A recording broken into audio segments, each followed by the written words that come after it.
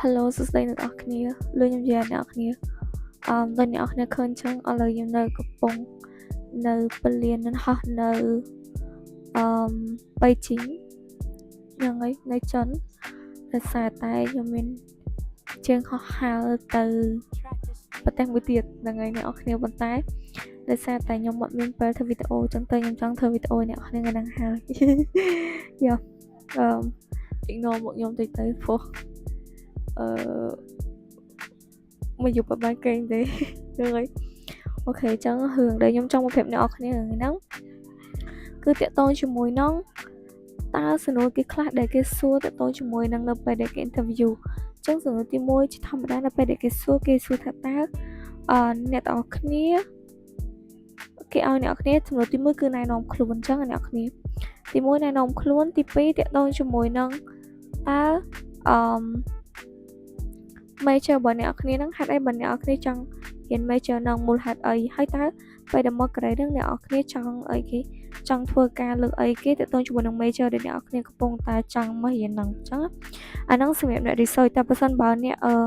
អត់ research ទេគេនឹងសួរថាហេតុអីបានជាមកថា motivation អីបានអ្នកនរគ្នាចង់មករៀននៅប្រទេសកូរ៉េក៏ដូចជាហេតុអីបានជ្រើសរើស course ហ្នឹងឬក៏ major ហ្នឹងអញ្ចឹងហើយអ្វីដែលសំខាន់គេសួរដូចគ្នាអ្នកនរគ្នាដែរចំណុចខ្លាំងនិងចំណុចខ្សោយរបស់អ្នកនរគ្នាតែចំណុចខ្លាំងចំណុចខ្សោយរបស់អ្នកនរគ្នាគឺជាអីហើយមួយទៀតអានេះខ្ញុំនិយាយពីបទពិសោធន៍របស់ខ្ញុំសូមបញ្ជាក់ម្ដងទៀតអង់គ្លេសរបស់ខ្ញុំក៏មិនខ្លាំងណាស់ណាដែរតែគាត់តែនិយាយស្រាប់គ្នាបានយល់គ្នាដឹងអញ្ចឹងណាអញ្ចឹងទៅប៉ុន្តែនៅពេលដែលអ្នកគ្នានិយាយអ្នកគ្នាត្រូវតែមាន confidence លើខ្លួនឯងហើយនឹងជឿជាក់ហើយប្រាប់គេពិតថាអ្វីណាដែលអ្នកគ្នាធ្វើហើយអ្វីណាដែលអ្នកគ្នាអត់ធ្វើអញ្ចឹងទៅយ៉ាហើយមួយទៀតជាធម្មតាកូរ៉េឬក៏ជប៉ុនក៏ដោយគឺអាហ្នឹងគឺគេពិតជាវាសំខាន់មែនតើម៉ោងគឺត្រូវទៀងទាត់ឲ្យស្លៀកពាក់ឲ្យសមរម្យអញ្ចឹងអ្នកនរគ្នាហើយមួយទៀតថ្ងៃមុនខ្ញុំបានឃើញអានទៅឃើញ comment គាត់សួរមួយដែរថាបងចុះបើសិនបើខ្ញុំពេលដែលខ្ញុំធ្វើ interview ខ្ញុំពាក់ម៉ាស់បានអត់អ្នកនរគ្នាខ្ញុំសូមអត់ឆ្លើយសំណួរហ្នឹងទេថាពាក់ឬមិនពាក់តែខ្ញុំចង់ឲ្យអ្នកគ្នាឆ្លើយវិញជាធម្មតាគេអត់មានប្រាប់យើងថាយើងត្រូវអត់ពាក់ម៉ាស់ឬក៏មិនពាក់ម៉ាស់ហើយអ្នកគ្នាប៉ុន្តែនៅពេលដែលគេ interview គេចង់ឃើញមុខយើងឲ្យយល់ដល់អ្នកគ្នាដើម្បី show ពុតថាមនុស្សនៅពេលដែលយើង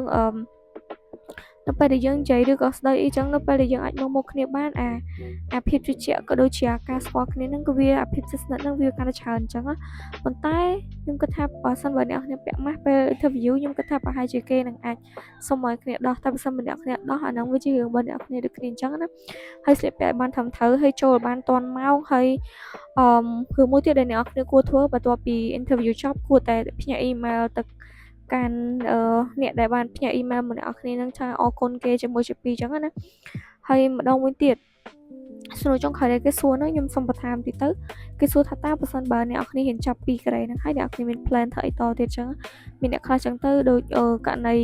ខ្ញុំពេលហ្នឹងខ្ញុំឆ្លើយដូច3ករណីតាមខ្ញុំប្រាប់អ្នកគ្នាអូយអ្នកគ្នាយល់ថាកំពុងឡើងខ្ញុំដឹងមើលឃើញគាត់សួរខ្ញុំថាតើពេលរៀនចប់នៅកូរ៉េហ្នឹងចង់ធ្វើអីអញ្ចឹងណាពេលចប់ master អញ្ចឹងទៅ